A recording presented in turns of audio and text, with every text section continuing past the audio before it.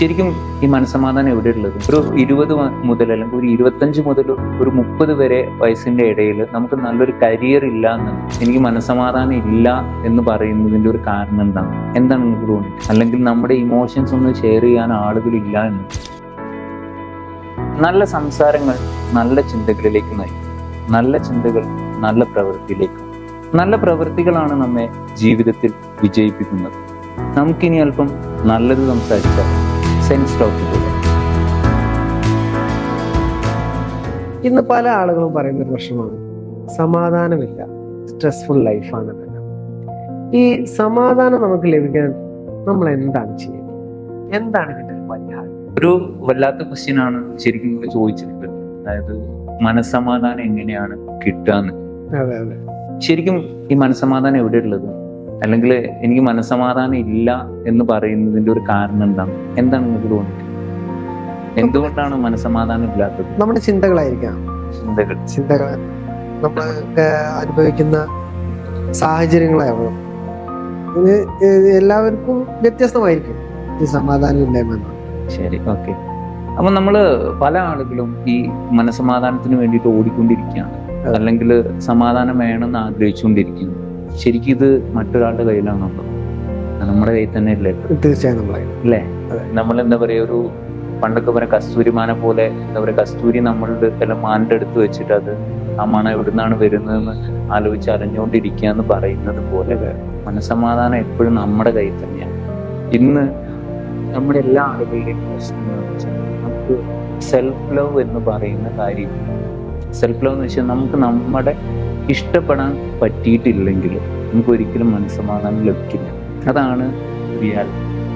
നമ്മുടെ ആഗ്രഹങ്ങളാവട്ടെ, അല്ലെങ്കിൽ നമ്മളൊക്കെ ജീവിക്കുന്നത് പ്രതീക്ഷകൾ കൊണ്ടാണ്. ആ പ്രതീക്ഷകൾ എന്താ വെച്ചാൽ അമിതമായിട്ട് മറ്റൊരാളെ ആശ്രയിച്ച്, അല്ലെങ്കിൽ അമിതമായിട്ട് മറ്റൊരാളിൽ നിന്ന് പ്രതീക്ഷിച്ച് ജീവിക്കുന്ന സമയത്ത് നമ്മൾ എക്സ്പെക്ട് ചെയ്യുന്ന ഒരു കാര്യം കിട്ടാതെ വരുന്ന സമയത്താണ് നമുക്ക് ഈ പറയുന്ന മനസ്സമാധാനക്കേട് ഉണ്ടാവുന്നത്. ഇപ്പം നമ്മൾ വിചാരിച്ച രീതിയിലുള്ള ഒരു വരുമാനം കിട്ടുന്നില്ല. ഉദാഹരണം പറയുകയാണെങ്കിൽ നമ്മളെല്ലാ ആളുകളുടെ അടുത്ത് നിന്ന് എക്സ്പെക്ട് ചെയ്യും. ഒരു ഭാര്യ ഭർത്താവിന്റെ അടുത്ത് നിന്ന് എക്സ്പെക്ട് ചെയ്യുന്നുണ്ട്, ഒരു അച്ഛൻ മക്കളുടെ അടുത്ത് നിന്ന് എക്സ്പെക്ട് ചെയ്യുന്നുണ്ട്. പക്ഷേ ഈ ഒരു എക്സ്പെക്ടേഷൻ ഫുൾഫിൽ ചെയ്യാൻ പറ്റാത്തടത്താണ് നമുക്ക് ഈ പറയുന്ന പ്രോബ്ലംസ് ഒക്കെ ഉണ്ടാവുന്നത്. ഇപ്പം ജോലിയിൽ സാറ്റിസ്ഫൈഡ് അല്ലാത്ത ആളുകൾ, റിലേഷൻഷിപ്പിൽ സാറ്റിസ്ഫൈഡ് അല്ലാത്ത ആളുകൾ, ഇങ്ങനെയുള്ള സാഹചര്യങ്ങളിലാണ് പലപ്പോഴും നമുക്ക് മനസ്സമാധാനം നഷ്ടപ്പെടുന്നത്. പിന്നെ ഒരു കാര്യം എന്ന് വെച്ചാൽ ഞാൻ ആദ്യം പറഞ്ഞ ഒരു സെൽഫ് ലവ്. നമുക്ക് നമ്മളെ ഇഷ്ടപ്പെടാൻ പറ്റിയിട്ടില്ലെങ്കിൽ നമുക്ക് മറ്റൊരാളെ ഇഷ്ടപ്പെടാനോ നമുക്ക് സന്തോഷത്തോടു കൂടി ജീവിതത്തിൽ ഈ ലോകത്ത് ജീവിക്കാനോ പറ്റില്ല. അപ്പം ആദ്യം മനസ്സമാധാനം ഉണ്ടാവാൻ നമുക്ക് വേണ്ട ഒരു കാര്യം നമ്മൾ നമ്മളെ സ്നേഹിക്കുക എന്നുള്ളതാണ്. അതിന് നമ്മുടേതായിട്ടുള്ള കുറവുകൾ നമുക്കറിയാം, നമ്മുടേതായിട്ടുള്ള ബലഹീനതകൾ ഉണ്ടാവും. ഇതിനെയൊക്കെ ഉൾക്കൊണ്ടുകൊണ്ട് ഞാൻ ഇങ്ങനെയാണ്, അല്ലെങ്കിൽ എൻ്റെ ഇമോഷൻസ് ഇങ്ങനെയാണ്, എൻ്റെ ഫീലിങ്സ് ഇങ്ങനെയാണ്, അതിനെ നമ്മൾ മനസ്സിലാക്കി ജീവിക്കുന്ന സമയം നമുക്ക് കുറെ എന്ത് കിട്ടും? സമാധാനം കിട്ടും. ഇനി അടുത്തൊരു കാര്യം എന്ന് വെച്ചാൽ കമ്പാരിസൺ ആണ് മനസ്സമാധാനം തകർക്കുന്ന ഏറ്റവും പ്രധാനപ്പെട്ട ഒരു ഘടകം. തീർച്ചയായും മറ്റൊരാളെ കണ്ടിട്ട്, അല്ലെങ്കിൽ നമ്മളിപ്പോൾ ഇന്നത്തെ കാലഘട്ടത്തിൽ പ്രത്യേകിച്ചും ഈ ഒരു റിയൽ ലൈഫ്, നമ്മുടെ സോഷ്യൽ മീഡിയയിലൊക്കെ ഉള്ള മറ്റൊരാളുടെ ജീവിതം കണ്ടിട്ട് ഞാൻ അങ്ങനെയല്ലല്ലോ, അല്ലെങ്കിൽ എൻ്റെ ജീവിതം അങ്ങനെയല്ലല്ലോ എന്നുള്ള ഒരു സ്വയം നമ്മളോട് സെൽഫ് ബ്ലെയിമിങ് ചെയ്യും. അവിടെയാണ് നമുക്ക് മനസ്സമാധാനം വീണ്ടും നഷ്ടപ്പെടുന്നത്. ഇപ്പോൾ സാറ് നമ്മൾ സംസാരിക്കുന്നതിൻ്റെ ഇടയിൽ സെൽഫ് ലവ് എന്നൊരു സാധനം, എന്താണ് സെൽഫ് ലവ്? അതിനെപ്പറ്റി സാറൊന്ന് എക്സ്പ്ലെയിൻ ചെയ്യാം. ഇന്ന് പല ആളുകൾക്കും ഇല്ലാത്തതും പല ആളുകൾക്കും അത് മനസ്സിലാക്കാൻ പറ്റാത്തൊരു കാര്യമാണ് സെൽഫ് ലവ്. നമ്മുടെ ജീവിതത്തിൽ ഏറ്റവും കൂടുതൽ പ്രയോറിറ്റി കൊടുക്കുന്നത് ആർക്കാണ്? നിങ്ങൾ നിങ്ങളുടെ ജീവിതത്തിൽ ഏറ്റവും കൂടുതൽ പ്രയോറിറ്റി കൊടുക്കുന്ന ആർക്കാണ്? മോൾക്കായിരിക്കാം, നിങ്ങളുടെ ഫാമിലിയാണ്. ഓക്കെ, അപ്പം പ്രയോറിറ്റി കൊടുക്കണം തീർച്ചയായിട്ടും, അത് വേണ്ട ഒരു കാര്യം. നമ്മുടെ ജീവിതത്തിൽ ഫസ്റ്റ് പ്രയോറിറ്റി കൊടുക്കുന്നത് നമുക്കായിരിക്കും. അത് ഇല്ലാത്തത് കൊണ്ടാണ് നമ്മൾ പല സ്ഥലത്തും തോറ്റു പോകുന്നത്. ഇപ്പം ഒരു ഉദാഹരണം പറയുകയാണെങ്കിൽ നമുക്ക് നീന്താൻ അറിയില്ല. നീന്താൻ അറിയാത്ത ഒരാള് മറ്റൊരാളെ നീന്താൻ പഠിപ്പിക്കാൻ പറ്റും? ഇല്ല, തീർച്ചയായും പറ്റില്ല. അപ്പൊ നമ്മൾ ആദ്യം എന്താവണം? നീന്താൻ പഠിക്കേണ്ടത് അത്യാവശ്യമായിട്ടുള്ളൊരു കാര്യം. അപ്പം നമ്മളെ ആശ്രയിച്ച് ഒരുപാട് ആളുകൾ ഉണ്ടാകും. ആ ആളുകളെയൊക്കെ നമുക്ക് നല്ല രീതിയിൽ കെയർ ചെയ്യണമെന്നുണ്ടെങ്കിൽ, മെന്റലി ആവട്ടെ ഫിനാൻഷ്യലി ആവട്ടെ, അവരെ നമുക്ക് സ്റ്റേബിൾ ആക്കണം എന്നുണ്ടെങ്കിൽ ആദ്യം ആ ഒരു സാധനം നമുക്ക് വേണ്ടേ. അതെ. ഇന്ന് പല ആളുകളും ചെയ്യുന്ന ഒരു കാര്യം എന്ന് വെച്ചാൽ സ്വയം ഇല്ലാതായിട്ട് മറ്റുള്ള ആളുകൾക്ക് വെളിച്ചം കൊടുക്കുന്ന ഒരു മെഴുകുതിരി പോലെ ആവുക. അതായത് സ്വയം ഒരുക്കി നശിച്ചുകൊണ്ടിരിക്കുകയാണ്. അപ്പം അതിന് പകരമായിട്ട് അവിടെ നമ്മുടെ ഹെൽത്ത് നോക്കണം. ഹെൽത്ത് എന്ന് പറയുമ്പോൾ നമ്മുടെ മെന്റൽ ഹെൽത്ത് നോക്കണം, നമ്മുടെ ഫിസിക്കൽ ഹെൽത്ത് നോക്കണം, നമ്മൾ നന്നായിട്ട് ഭക്ഷണം കഴിക്കുന്നുണ്ടോ നോക്കണം, നമ്മുടെ ശരീരം ഏത് സാഹചര്യത്തിലും മുന്നോട്ടേക്ക് പോവാൻ അല്ലെങ്കിൽ നമ്മളെ മുന്നോട്ടേക്ക് നയിക്കാൻ ക്യാപ്പബിൾ ആണോ നോക്കണം.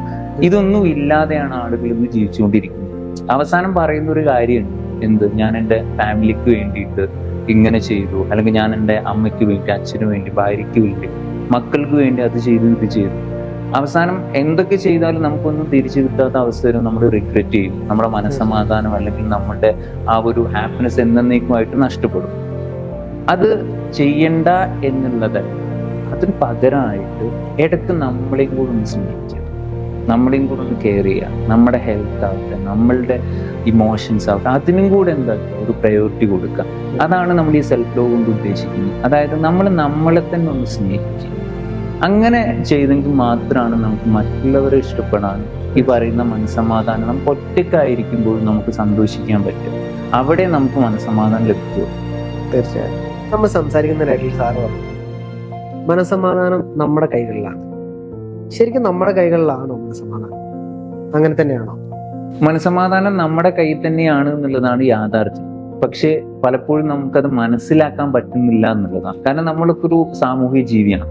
ഈ സമൂഹത്തിൽ ജീവിക്കുന്ന സമയത്ത് നമ്മുടെ റിലേഷൻഷിപ്പുകൾ അല്ലെങ്കിൽ നമ്മുടെ കുടുംബ സാഹചര്യം അല്ലെങ്കിൽ നമ്മുടെ ജോലി, കരിയർ അല്ലെങ്കിൽ നമ്മുടെ ഹെൽത്ത്, ഇതൊക്കെ നമ്മുടെ മനസ്സമാധാനം കെടുത്തുന്നതും അല്ലെങ്കിൽ മനസ്സമാധാനം തരുന്നതുമായിട്ടുള്ള ഘടകങ്ങളാണ്. ഇതിൽ ഏതെങ്കിലും ഘടകത്തിന് എന്തെങ്കിലും പ്രോബ്ലം വരുന്ന സമയത്ത് നമുക്ക് എന്താവും, ഈ മനസ്സമാധാനം തകരുന്നതിന് അതിന് കാരണമാവും. അപ്പം ഇത് ഒരു എന്താ പറയാ, ഒറ്റ ദിവസം കൊണ്ട് മനസ്സമാധാനം ഉണ്ടാക്കാനോ അല്ലെങ്കിൽ ആ രീതിയിൽ നമുക്ക് എന്താ പറയാ മെന്റൽ ഹെൽത്ത് ഉണ്ടാക്കി മുമ്പോട്ടേക്ക് വരാനോ പറ്റുന്ന ഒരു കാര്യം.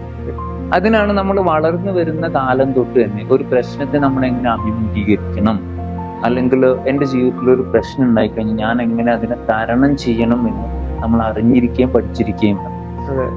ഇന്നത്തെ കാലഘട്ടത്തിൽ അൺഫോർച്ചുനേറ്റ്ലി പല ആളുകൾക്കും അതിൽ പറ്റാറില്ല. അപ്പം ഇപ്പൊ ഞാനൊരു കാര്യം പറയുകയാണെങ്കിൽ, ഇപ്പം സാറിന്റെ മൊബൈൽ കോണ്ടാക്റ്റിൽ ഒരുപാട് ആളുകൾ ഇല്ലേ, ആ മൊബൈൽ കോണ്ടാക്റ്റിൽ നിന്ന് സ്ക്രോൾ ചെയ്യുന്ന സമയത്ത് സാറിന് ഒരു പ്രശ്നം വരുന്ന സമയത്ത് സാർ അതില് ആ പ്രശ്നത്തിന്റെ അടിസ്ഥാനത്തിൽ ഓരോ ആളുകളെയും വിളിക്കാൻ വേണ്ടിയിട്ട് വെച്ചിട്ടുണ്ടാവും അല്ലെ? തീർച്ചയായും. അത് ഇന്ന പ്രശ്നത്തിന് ഇന്ന ആള് അല്ലെങ്കിൽ ഇന്നൊരു സാഹചര്യത്തിന് ഇന്ന ആള്. ഇന്ന് പല ആളുകളുടെയും പ്രശ്നം എന്താണെന്ന് വെച്ചാൽ നമ്മളുടെ ഒരു സങ്കടം പറയാൻ അല്ലെങ്കിൽ നമ്മുടെ ഇമോഷൻസ് ഒന്ന് ഷെയർ ചെയ്യാൻ ആളുകളില്ല. നമ്മളൊന്ന് ആലോചിക്കേണ്ട ഒരു കാര്യം തന്നെയില്ല. നമ്മുടെ മൊബൈലിൽ ആയിരക്കണക്കിന് നമ്പർ ഉണ്ടാവും. നമുക്ക് അതിൽ ഒരു മനസ്സമാധാനം കിട്ടാനോ അല്ലെങ്കിൽ കുറച്ചു നേരം ഒന്ന് സംസാരിച്ചു കഴിഞ്ഞാൽ നമുക്കൊരു ആശ്വാസം കിട്ടാനോ വേണ്ടി വിളിക്കാൻ പറ്റുന്ന എത്ര നമ്പറുകളുണ്ട്. ഇന്ന് പല ആളുകൾക്കും ഏറ്റവും വലിയൊരു ദാരിദ്ര്യം എന്ന് പറയുന്നതും അത് തന്നെയാണ്. അപ്പം മനസ്സമാധാനം നമുക്ക് വേണമെന്നുണ്ട്. നമ്മുടെ ജീവിതത്തിന്റെ ഓരോ ഘട്ടത്തിലും നമ്മൾ എന്താക്കണം, അതിന് വേണ്ട കാര്യങ്ങൾ ചെയ്യണം. ഇപ്പം സാമ്പത്തികം എന്ന് പറയുന്നത് ഒരാളുടെ ജീവിതത്തിൽ മനസ്സമാധാനം കെടുത്തുന്ന ഏറ്റവും വലിയൊരു ഘടകമാണ്. അപ്പം എങ്ങനെ നമ്മൾ സമ്പാദിക്കണം എന്ന് പഠിക്കണം. രണ്ടാമത്തെ കാര്യം എന്ന് വെച്ചാൽ ബന്ധങ്ങളിലെ പ്രശ്നങ്ങൾ ഒരാളുടെ ജീവിതത്തിൽ മനസ്സമാധാനം കെടുത്തുന്ന ഒരു കാര്യമാണ്. അപ്പം ഒരു ബന്ധം നമ്മൾ എങ്ങനെ നിലനിർത്തണം, അതിലെന്തെങ്കിലും പ്രശ്നങ്ങൾ ഉണ്ടായാൽ എങ്ങനെ പരിഹരിക്കണം എന്നുള്ളതിനെ കുറിച്ച് പഠിക്കണം. ഇനി അടുത്തൊരു കാര്യം എന്താണെന്ന് വെച്ച് കഴിഞ്ഞാൽ, നമുക്ക് ജീവിക്കാൻ എന്താ പറയാ ഒരു ജോലി അല്ലെങ്കിൽ ഒരു കരിയർ ആവശ്യമാണ്. ഇത് നമുക്ക് നല്ലൊരു ഏജിൽ, ഇപ്പം നമ്മൾ പറയുകയാണെങ്കിൽ ഒരു 20 മുതൽ അല്ലെങ്കിൽ ഒരു 25 മുതൽ ഒരു 30 വരെ വയസ്സിന്റെ ഇടയിൽ നമുക്ക് നല്ലൊരു കരിയർ ഇല്ല എന്നുണ്ടെങ്കിൽ അത് നമ്മളെ മനസ്സമാധാനം കെടുത്തുന്ന ഒരു കാര്യം തന്നെയാണ്. അപ്പം ഈ കാര്യങ്ങളൊക്കെ അപ്പോഴല്ല നമ്മൾ ചിന്തിക്കേണ്ടത്. അതിനു മുമ്പ് എനിക്ക് ഇന്ന സമയത്ത് ഇന്നത് വേണം എന്നുള്ളതിനെ കുറിച്ച് ഒരു പ്രീ പ്ലാൻ നമുക്ക് ഉണ്ടായി. ആ ഒരു പ്രീ പ്ലാൻ ഇല്ലാതെ നമ്മൾ എന്താ പറയാ ആ ഒരു സാഹചര്യത്തിന്റെ ഏറ്റവും പീക്ക് അവസ്ഥയിൽ എത്തുന്ന സമയത്ത് നമ്മൾ സങ്കടപ്പെട്ടിട്ടോ അല്ലെങ്കിൽ മനസ്സമാധാനം ഇല്ലാതായിട്ടോ കാര്യമില്ല. നമുക്ക് ഇതിന് ചുരുക്കി പറയുകയാണെങ്കിൽ ജീവിതത്തിൽ നമുക്ക് മനസ്സമാധാനം ഉണ്ടാവണം, നമുക്ക് മതിയായ സാമ്പത്തികം ഉണ്ടായിരിക്കണം, റിലേഷൻഷിപ്പ് ഹെൽത്തി ആയിരിക്കണം, നമ്മുടെ ആഗ്രഹങ്ങൾ മുന്നോട്ടേക്ക് പോകുന്നതോറും നമുക്ക് സാധിക്കാൻ പറ്റുന്നുള്ള ആ ഒരു വിശ്വാസം അല്ലെങ്കിൽ അതിന് വേണ്ട സപ്പോർട്ടുകൾ ഉണ്ടായിരിക്കണം. ഇതൊന്നും ഇല്ലാത്തതാണ് പലരുടെയും മനസ്സമാധാനത്തിന് എന്താ പറയാ പ്രോബ്ലം ആയിട്ട് വരുന്നത്.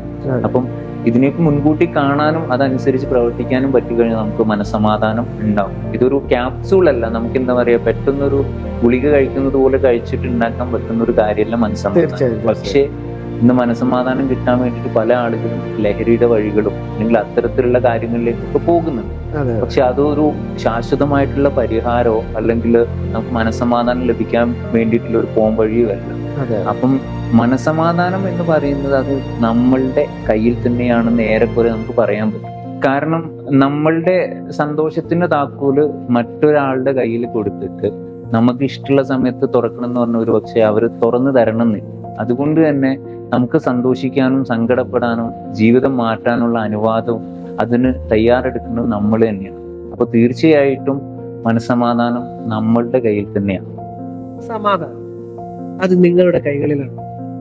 തേടി നടക്കുകയാണ്, അത് നമ്മൾ ഉണ്ടാക്കുകയാണ്. എല്ലാവർക്കും സമാധാനമുള്ള ഒരു ജീവിതം ഉണ്ടാവട്ടെ എന്ന് ആശംസിക്കുന്നു.